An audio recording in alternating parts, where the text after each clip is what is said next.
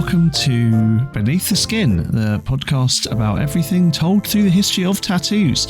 My name's Dr. Matt Lodder. I am your host for this episode. My producer, co-host and friend Thomas is away still this week.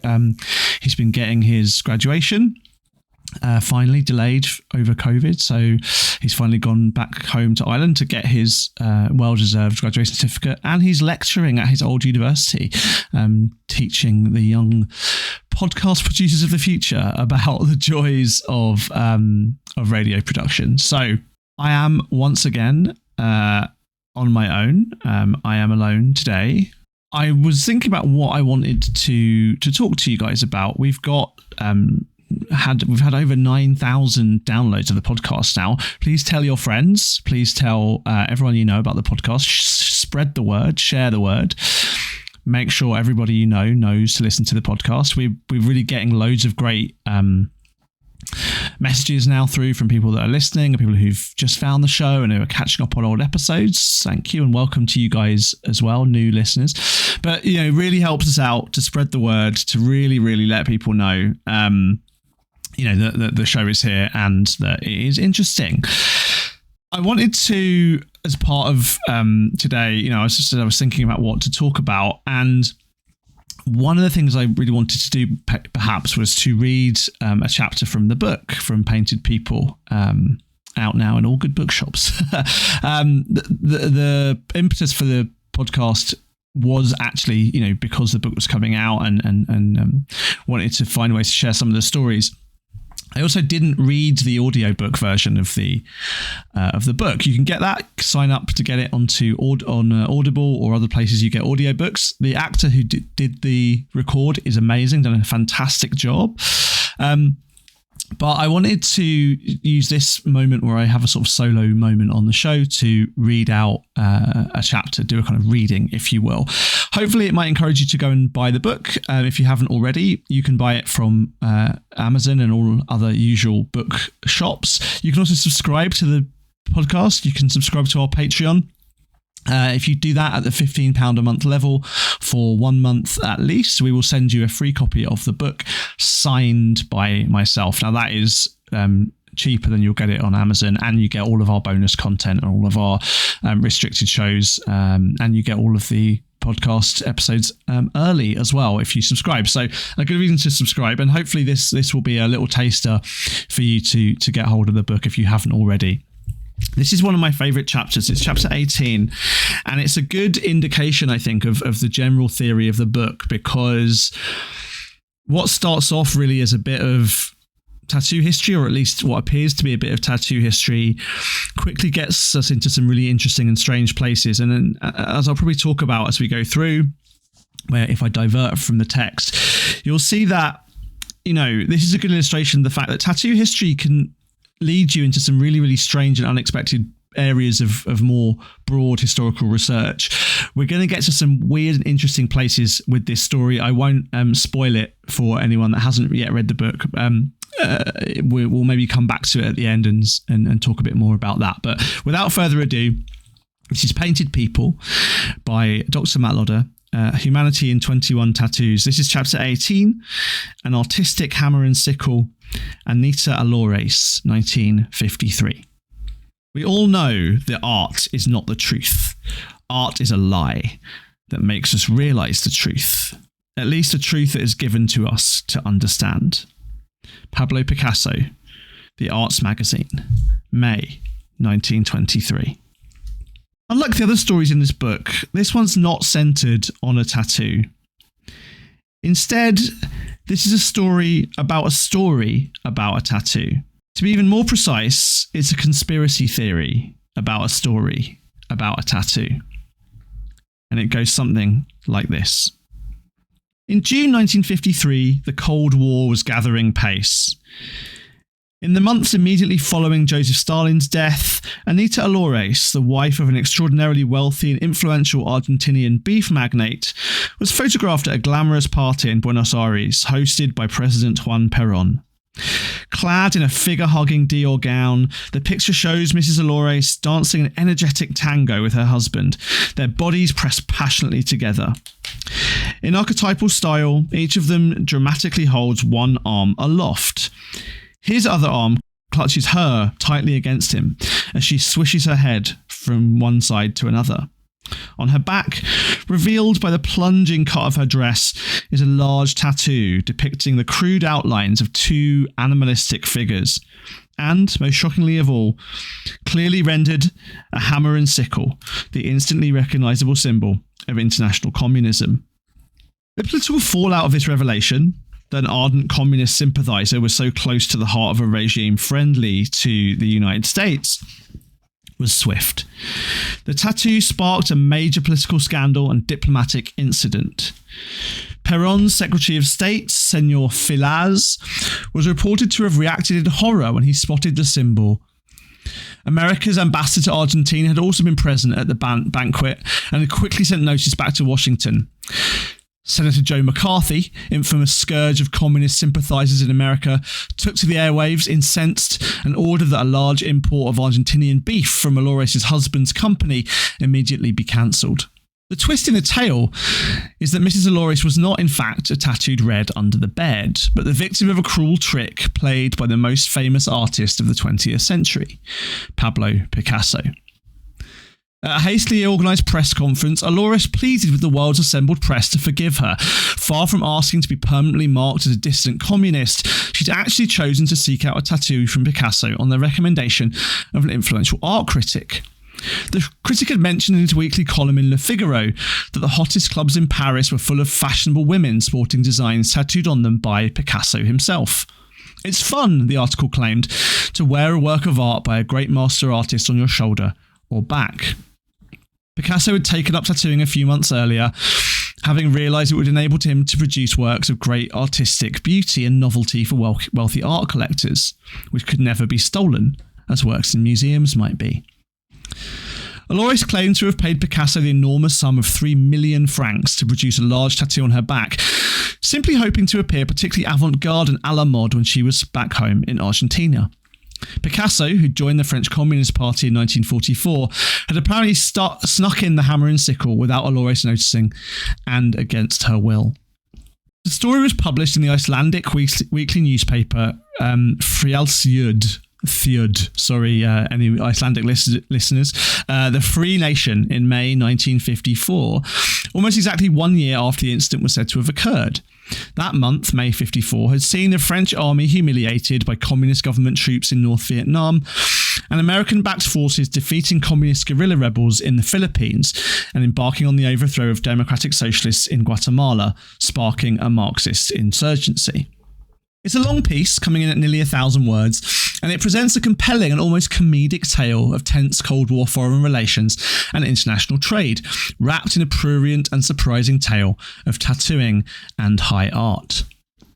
Tattooing is used in the narrative in a way that's now familiar, to provide a contested account of its bearer's true beliefs. The mark on the skin is understood, at least at first glance, to signify some inalienable truth about the wearer's deepest ideological commitments.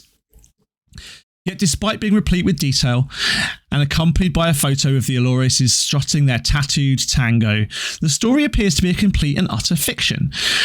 Though the article's Icelandic author claimed to have based it on a story originating from a Swedish newspaper, the source periodical named does not exist.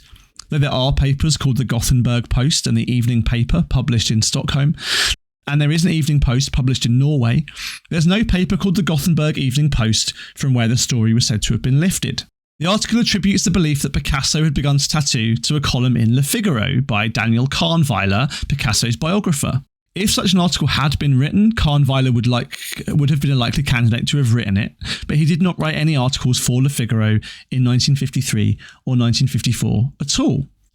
Furthermore, the Free Nation story claims that the news of a scandal had first been broken by Paris broadsheet François 3 weeks after the event, on 20th of June 1953. No such story was published. The entire tale seems only to have made it print in Iceland. It wasn't picked up by the press in France, the US, or elsewhere, and though it has occasionally been mentioned in Scandinavian newspapers in subsequent decades, it's not been noticed, let alone verified, by any of Picasso's biographers. Most of the details of the story crumble in the face of even gentle examination. None of the central facts are verifiable, and many are certainly false. There's no mention in congressional records or in American newspapers of this dramatic press conference, nor of Joe McCarthy's beef boycott. Filaz, Perron's named Secretary of State, is a fiction and doesn't appear anywhere else in the historical record. There's no mention of the incident in surviving diplomatic cables written by Albert Neufer, the then ambassador to Argentina. And most damningly of all, Anita Olores and her unnamed husband don't seem to have actually existed. And so the story evaporates into the thin air of history. Maybe we could just leave it there. Picasso wasn't a tattoo artist. Maybe it was simply a tall tale told to amuse or bemuse the readers of a small Icelandic newspaper some 70 years ago. An absurd, fluffy concoction to provoke chuckles over breakfast in Reykjavik as the Cold War rumbled on in the background. Nevertheless, within the tale lurk so many details that are sufficiently close to real events that it is remarkably plausible, both to contemporaneous Icelandic audiences and to anyone encountering it now in the 21st century. And even once we've discarded every detail, one fascinating question remains. As the story wasn't true, why was it published at all? Picking at the threads of this deftly woven story reveals a great deal, I think, about the political machinations of Cold War Europe, and Picasso's imaginary tattooing career becomes a lens through which much deeper currents of mid-century ideologies are communicated. The Free Nation was not a newspaper prone to satire or comedy, and the article is not written in a tone that suggests absurd humour. Its editorial line was primarily anti-American, and it positioned itself as the voice of principled nationalist opposition against the contentious encroachment of American influence in the country, particularly as US forces remained stationed in Reykjavik and assumed responsibility for Iceland's defence. Interestingly, though, it was also vocally anti-Soviet and harshly critical of Icelandic political parties who pledged fealty to Russian communism. In this context, a story that simultaneously makes the United States look paranoid and petty and also manages to turn ideological communism into a punchline feels editorially appropriate. Citations to familiar and influential authorities such as Francois and Le Figaro, and the use of well-known names such as McCarthy, Kahnweiler and Perron anchor the story firmly in a kind of reality, right? It would have been difficult, if not impossible, for average readers to verify the minute details at the time. There is, however, much more detail in the story than one might expect of a piece intended to be an open and transparent gag. Most strikingly, there's the image. The article was indeed published alongside a photograph of a tango dancing couple. The woman, whose face is not visible, does appear to have a design drawn on her back. On close inspection, the hammer and sickle is discernible, but the expanse of her bare back is not taken up by a crude sketch scribbled on the negative by a jocular Icelandic journalist hoping to simply give a visual impression of the kind of tattoo one imagines Picasso might have done. Instead, the design is a close replica of a 1946 triptych mural by Picasso in Antibes called Satyr, Faun and Centaur with Trident. The contentious hammer and sickle, by contrast, is tucked away at the edge of the composition.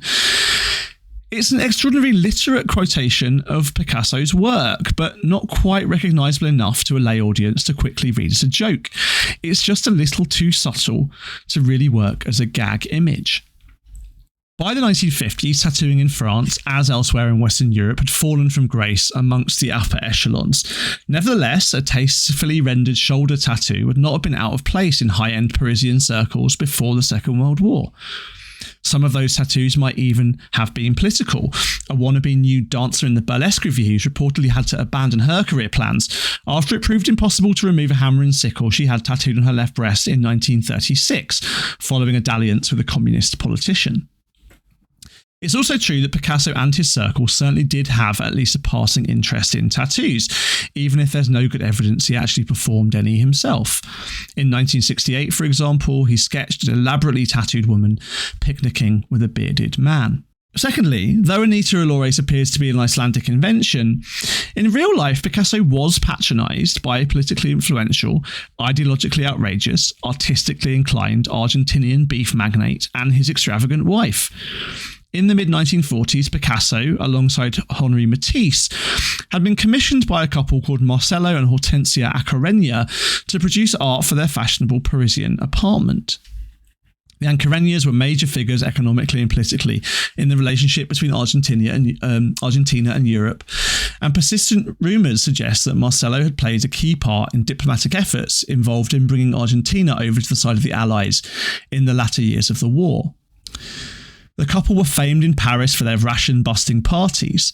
Like the fictional Anita, Hortensia was a great aesthete, art collector and trendsetter. Such was her influence that Eva Perón was even said to have copied Hortensia's haircut. The political details underpinning this story are also rooted in reality. There's a deep concern within the US security services regarding Picasso's political sympathies. He was perhaps the most internationally famous member of the French Communist Party and had generously donated to them for more than a decade by the time the story was published. The idea of Picasso inserting communist propaganda into his art, even when carried out on skin, is certainly plausible, given that he'd painted a controversial portrait of Joseph Stalin in March 1953, shortly before Señorita Olores was supposedly tattooed. Picasso's also reported to have marked 1953 as the moment in which he became disillusioned with politics in the wake of criticism he received for his depiction of Stalin. Though he painted a door for the Acareñas' apartment, Picasso openly despised them, even while quaffing their champagne. Far from being crypto-communists, Marcelo apparently kept a portrait of Adolf Hitler in his library and admiringly brought out his copy of Mein Kampf at dinner. In the context of that detail specifically, which seems not to have been mentioned prominently in the Icelandic press, the idea of Picasso taking out ideological revenge on his fascist sympathising patrons is compelling. And the spectre of communist incursion into the Argentinian government, which plays a role in the narrative thrust of the story, is also visible in the historical record. The commitment of President Perón and supporters to the capitalist cause was certainly a subject of great anxiety in America throughout 1953 and 54, both publicly and privately. After secret meetings with Perón, American ambassadors did frequently report their concerns about named communist sympathisers within the Argentinian government back to President Eisenhower, and did genuinely fear that so-called crypto-communists posed a particularly grave threat to the stability of US-Argentine relations.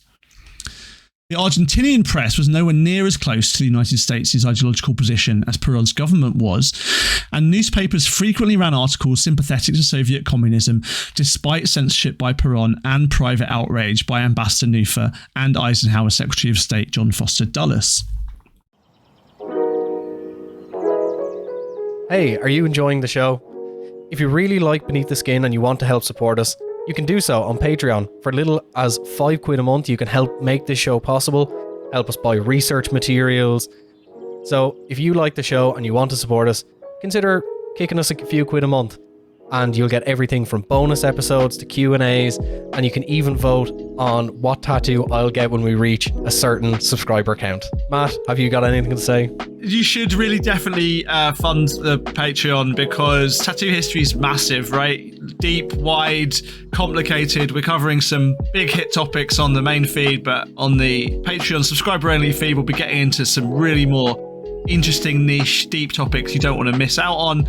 And honestly, the chance to kind of decide what Thomas gets on his body is probably just a once-in-a-lifetime opportunity. Subscribe, chuck us a few quid. Don't miss out on the chance to ruin Thomas's body forever.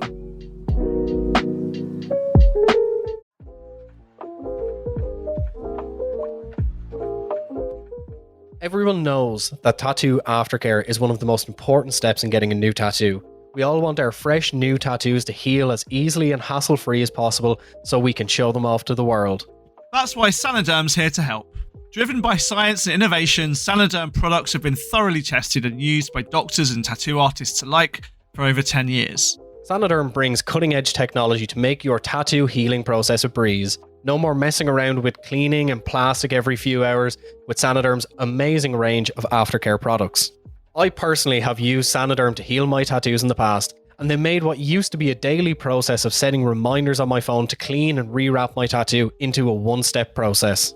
Their medical grade products include aftercare balms, soaps, and my favourite, their second skin aftercare bandages.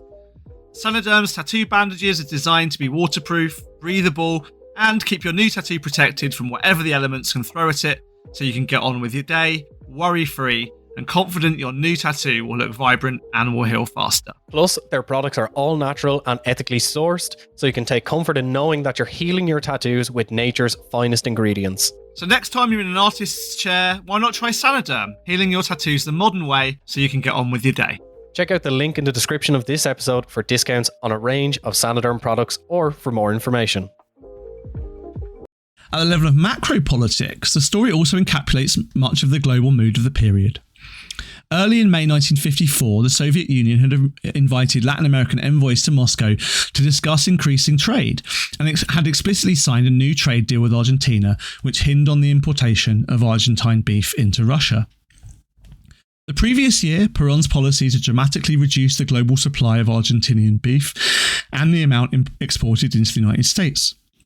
And just a week after the Free Nation published their story about Picasso's tattooing, the New York Times splashed a report about the Soviet Union's cultural Cold War across Europe and Latin America, where they sponsored chess tournaments, ballets, scientific collaborations, and sporting tournaments in countries including both Iceland and Argentina.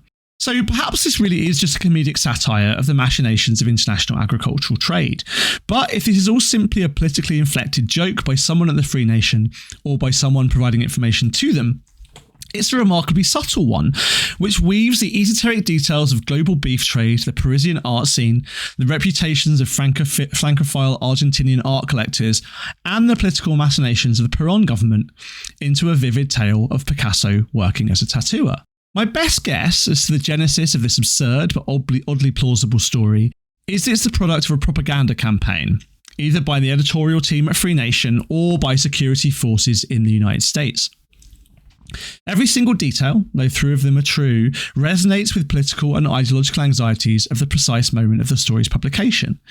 Every single detail is just about close enough to real events, even where those events are unlikely to have been uppermost in Icelandic readers' minds at the time. And declassified archival material from the American intelligence and diplomatic services shed light on one possible explanation. Perón had told Ambassador Nufer in February 1953 that he had evidence of a CIA-backed propaganda campaign working to undermine him elsewhere in Latin America. CIA documents from the period show there was genuine fear in Washington that Icelandic communists would capitalise on widespread anti-American sentiment to push the country leftwards. In May 1954, the Operations Coordinating Board, which led the United States' covert operations under Eisenhower, was briefing on euphemistically titled cultural activities to be undertaken in Iceland. The OCB's executive officer, Elmer Starts, noted in a secret memo that increased communist activities and problems related to the American military program in Iceland led the OCB to foster renewed emphasis on increasing American prestige in Iceland. The OCB undertook the development of a coordinated action program to accomplish political effects and help improve the climate of opinion. In the same month, the CIA also compiled an extensive secret report on how best to encourage Icelanders to read US-friendly literature and not communist texts in translation. And just a week before the story in Free Nation was published, the CIA penned a secret cable exclaiming that ongoing negotiations about the presence of American troops in Reykjavik could plausibly and imminently lead to the fall of the US-friendly government there. And so, if taken as fact, some readers of the story might have concluded on the basis of Senorita and Loris' implausible denials that tales of communist sympathisers in the halls of the Argentinian government were as well-founded as President Eisenhower feared. Even as it pokes fun at the American overreaction, on this reading, the story does still serve an American dominant narrative about covert communist infiltration within governments allied to the West, and highlights the cultural threat posed by artists who were sympathetic to Soviet communism. And as the CIA understood in July 1954, Iceland, like Argentina, was heavily reliant on foreign exports, with huge amounts of fish being sold to both the US and the USSR. In that context, the fabricated retaliation taken by the US against Argentina in response to communist tendencies in government could serve as a warning to any Icelanders tempted by communism.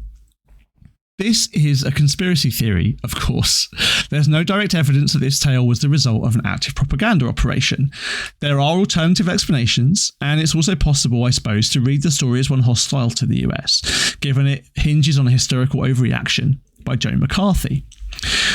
The story was published during the Army McCarthy hearings, which were being broadcast on US television, revealing the heights of his zealotry to an increasingly sceptical public.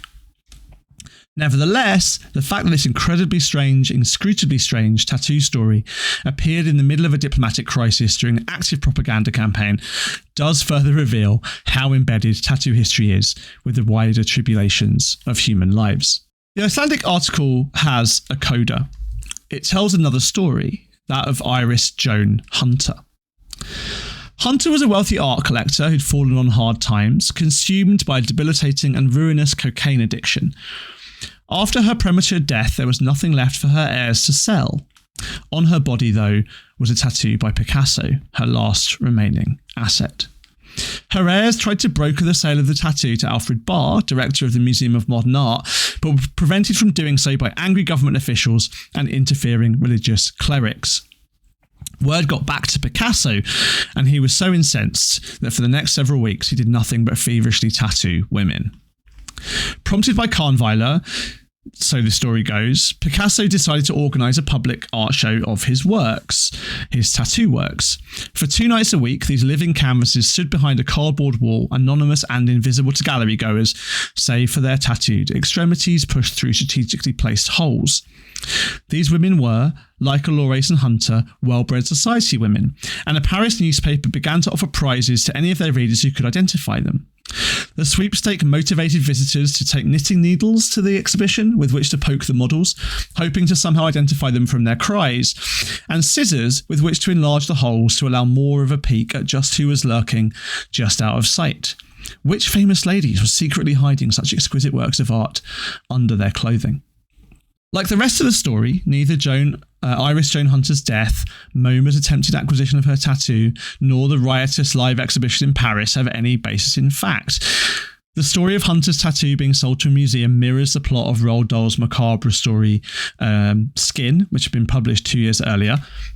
Listen to our Halloween episode for me reading that short story Skin, and also a story called The Background by Saki, an article called Saki, which also talks about government interference in an art tattoo. And in that tale, in Skin, another real-life Parisian artist, Chaim Soutine, is said to have tattooed a masterpiece on the back of a doomed collector who was so down on his luck that he sought to sell it to wealthy collectors. The story of Picasso's Paris exhibition is simply a vivid new twist on a century-old tabloid tradition of telling titillating, though often unverifiable or outright false rumours about which celebrities sported which tattoos under their clothes. And what ties these final stories together with Allores is an idea that art is the direct communication of ideas. In these marks, ideas become material. But rather than simply reading tattoos as physical representations of their owner's deepest thoughts, all 3 stories actually describe how tattooing renders visible the relationship between the customer, the artist, and the ideological contexts in which the tattoo is produced. For Iris Joan Hunter and the Parisian fashionistas, ascribing their tattoos to Picasso allows us to understand that tattoos are in many ways just like other art forms. Their meanings come, at least in part, from the artist making them, not simply from the client's own desires. And as for our fictional crypto-communist heroine, Anita Allores, as the client, she has no ideological input into the tattoo's meaning whatsoever. Instead, the tattoo on her body is indicative of her artist's deeply held convictions, not her own. In this bizarre article, amongst the weeds of its inscrutable origin story, is once again the idea that though we might always want to ask a tattooed person what their tattoo means, the answer will always be partial. Context and the intentions of the tattooer will always complicate any ability to understand a tattoo as a piece of straightforward communication. So that's that chapter. A kind of whistle-stop tour through this weird little article that I found in the Icelandic press. But I think it's such an indicative example of, like, you know, what the book's doing, because I never expected when I was doing my tattoo history book to be writing about the history of the beef trade in Argentina, right? Or about what the CIA were up to in Iceland. But like, here's where tattoo history can get us, right? And the things that so fascinate people about tattoos, both for good and for ill, you know, what they tell us about people's beliefs. We've talked about that on quite a few previous episodes. Their indelibility, their status as art, the fact they can't be removed. All of these things, you know, which again we've talked about several times in lots of different contexts, they lend themselves to stories like this, and they lend themselves to allowing tattoo history to intersect in broader history, right? Like this chapter came about. And I'll tell this story, I suppose, because I got an email from a colleague who's a historian of tattooing in Scandinavia. And he's writing a book we'll get him on, I suppose, soon, because the book's out soon, on the history of tattooing in Scandinavia. And he said to me, hey, Picasso's tattooed, isn't he? Or was a tattooer? And I said, I don't think so. Where'd you get that from? And he told me that it was in a Swedish newspaper, or actually in a book published in Swedish. And then in that book, the source of it is this Icelandic newspaper. And then I began looking for more of a story. And like I said, as best I can tell, it's been mentioned a couple of times in Swedish newspapers, although not the ones, it's in the 80s and 90s, but not the one that was cited. And we traced it back to this particular story from the Icelandic press. And, you know, it seemed like a weird little story, and it's interesting to me as a historian where these myths and misconceptions come from. A lot of my work is trying to figure out, you know, what we know about tattoo history and how much of it is verifiable if we go back to primary sources. So much of my work over the last, you know, decade or more of my life has been that, starting with a story and seeing how much of it we can stand up. But this story was weird, and in trying to stand it up, in trying to make sense of this story, in trying to figure out where it had come from and how much of it was true, the less and less I found, you know, this Allores person doesn't exist, and the mentions in the Swedish papers weren't real, and the particular key players were fictional, and the mentions in the American newspapers didn't happen. And I was like, hey, well, that's weird. So what's going on? And of course, the context is this Cold War context, this context of the Cold War. And, you know, I ended up first obviously trying to find out whether this Allores person was real. And that led me into learning about what was happening with the beef trade, a key kind of part of the economic politics of that period of history.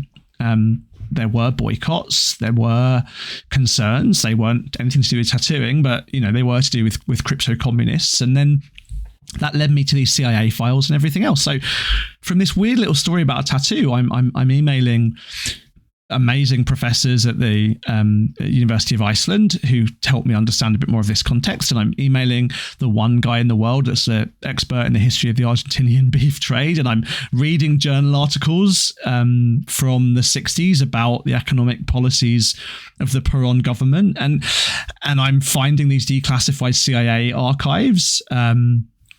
You know, I also published in the book, by the way, from the CIA archives, some images of some North Korean tattooing from the 1950s, which were also in those CIA archives.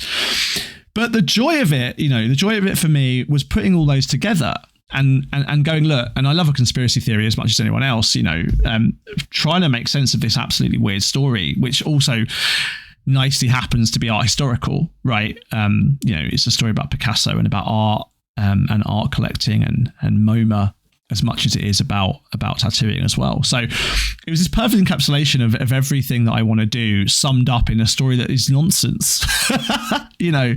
But even the tattoo bullshit, right? Even the bullshit that there's so much of in the history of tattooing, and so much tall tales, both told by tattooers or told by journalists or whatever.